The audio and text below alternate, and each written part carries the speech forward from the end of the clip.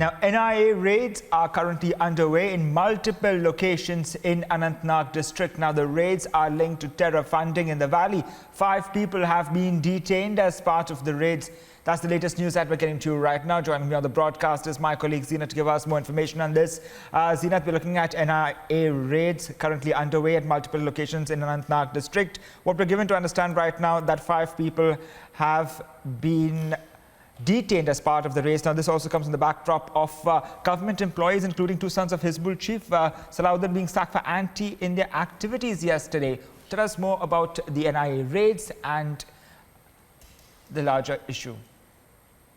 See, the raids in NIA started very early morning today. The raids are being carried by the team of NIA, and the raids are also being assisted. NIA is being assisted by CRPF as well as Jammu Kashmir Police. And this time NIA chose to raid in South Kashmir's Anantnag district, and some parts of Avantipora too are being raided. Although the 5 people have been detained in connection with the terror funding, that is what the NIA is investigating. If we talk about the NIA raids, we have been seeing the raids since 2017, and the first raid was witnessed in Jammu and Kashmir in June. And since then, the raids are continuing because whenever the NIA carry the investigations in Jammu and Kashmir, we have been seeing that it's always related to terror funding, that how the money from Pakistan comes to Jammu and Kashmir, whether in 2017-18 the money used to come from the LOC, the trade route. Then later on, the government of India suspended the route for some time, and since then the route is not working, the trade is not going on. So what are the other ways, the way money is being used by the terrorists or the terror funding organization, how the money comes, where from the money comes, and how it's being pumped?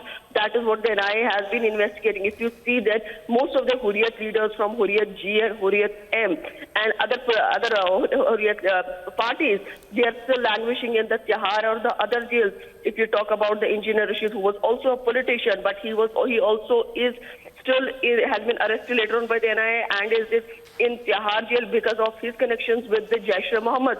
Similarly, if you see that Wahid Para of PDP, despite being a politician and coming from the mainstream politics, he too has some terror-related charges, and he was also arrested by the NIA and later by the CIK.